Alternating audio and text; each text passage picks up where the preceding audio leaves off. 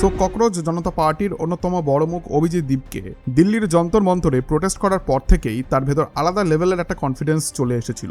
ভাবটা এমন ছিল, দিল্লির যে কোনো রাস্তা, যে কোনো পার্ক, দরকার পড়লে কারোর বাড়ির সামনে লোক জড়ো করে বসে পড়বো, ঘেরাও করব, আর কেউ কিছু বলতে পারবে না, সরাসরি অ্যাডমিনিস্ট্রেশনকেই চ্যালেঞ্জ করব। কিন্তু সেই মামাবাড়ির আবদার বেশিক্ষণ টিকলো না। অভিজিৎ দীপকে দিল্লির একটা পার্কে নিজের ককরোচ জনতা পার্টির সাপোর্টার্সদের ডেকে একটা মিটিং করেছিল পরবর্তী আন্দোলনের প্ল্যানিং করার জন্য। কিন্তু মিটিংটা জমে ওঠার আগেই আশেপাশে রেসিডেন্সিয়াল এরিয়া থেকে লোকজন খবর পেয়ে সেখানে হাজির হয়ে যায়। আর তারপর যেটা হয়েছিল সেটা বোধহয় এই দীপকের প্ল্যানিং এর মধ্যে একেবারেই ছিল না। লোকজন এসে উল্টে তাকিয়ে ঘিরে ফেলে আর বলে যে এটা কি সার্কাস লাগিয়েছো?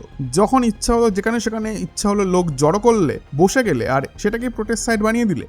তারা দীপকে সেখান থেকে উপড়ে ফেলে দিল।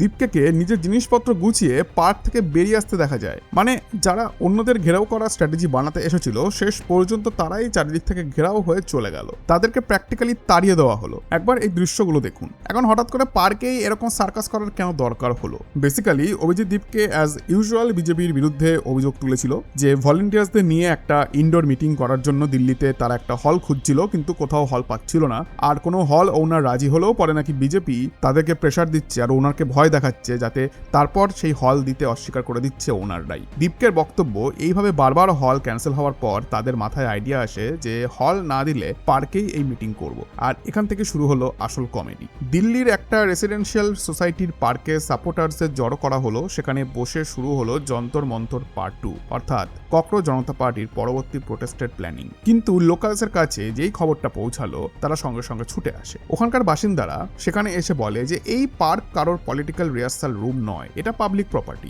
এখানে আমাদের বাচ্চারা খেলে, আমাদের মানুষ আসে, যখন খুশি লোক এসে পার্ক এনে বসে যাবে আর প্রোটেস্ট করবে, সেটা চলবে না, আমরা অ্যালাউ করব না। আর মানুষ যে শুধু কথা বলেছে তা নয়, তারা এটা বলে থামেনি। রাগ এতটাই তাদের মাথার ওপরে চলে যায় যে দীপকে এবং তার দলের লোকজনকে সেখান থেকে বের করে দেওয়া হয়। আসলে মানুষ রোজ রোজ এই সার্কাস দেখতে অতিষ্ঠ হয়ে উঠেছিল। তারপর দিল্লি পুলিশও সেখানে পৌঁছায় আর পরিস্থিতিটাকে শান্ত করার চেষ্টা করা হয়। কিন্তু ওই সময়কার ছবিগুলো দেখলে আপনি বুঝবেন যে যারা নিজেরা আন্দোলনের নতুন সেশন লঞ্চ করার প্ল্যানিং করছিল, তারাই তখন লোকালসের মাঝখানে আটকে পড়েছে। অভিজিৎ দীপকে তার টিম মেম্বার সৌরভ দাস, আশুতোষ রাঙ্কা এবং আরো কয়েকজন সাপোর্টারকে নিয়ে বসেছিল।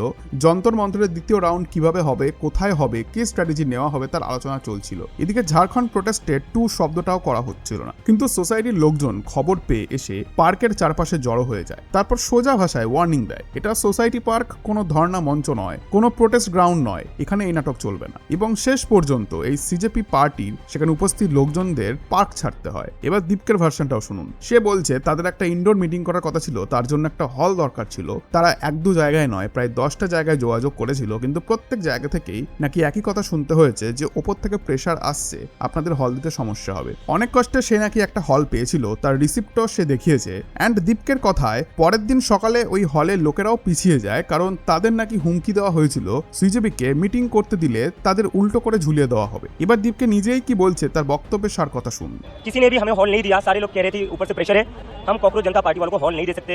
ऐसे 10 जगहों पर हम गए, 10 जगह से हमें एक ही चीज बताई गई, बीजेपी के लोग सभी को डरा रहे, धमका रहे कि कॉकरोच जनता पार्टी वालों को अगर कोई मीटिंग के लिए जगह दे देगा तो उनको उल्टा लगाया जाएगा। इस तरह का माहौल बीजेपी वाले। এটা ছোটখাটো অ্যালিগেশন নয়, এটা আবারও মহলটাকে গরম করার চেষ্টা হচ্ছে, জেনজিদের উত্তপ্ত করার চেষ্টা হচ্ছে। আর বিজেপির বিরুদ্ধে বারবার যে অ্যালিগেশন, তার এভিডেন্স কোথায়? মানুষের মধ্যেও এই প্রশ্ন এসছে। হলের রিসিপ্ট দেখানো হয়েছে, কিন্তু বিজেপির তরফ থেকে সত্যি ওনারদের এই ধরনের হুমকি কি আদৌ দেওয়া হয়েছে তার কংক্রিট কোনো প্রুফ নেই, কোনো বক্তব্যই সামনে আসেনি। আর কর্মা কাকে বলে দেখুন।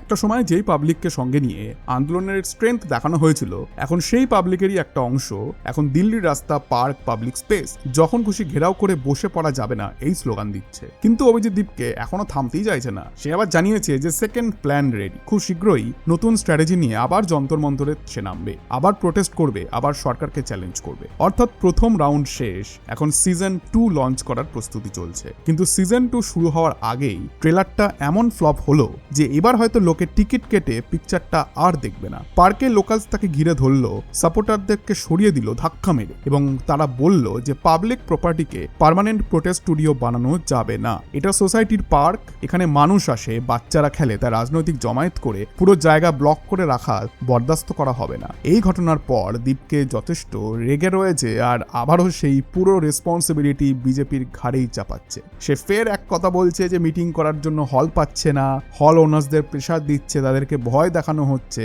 আর এই প্রেশারের পেছনে নাকি বিজেপি রয়েছে।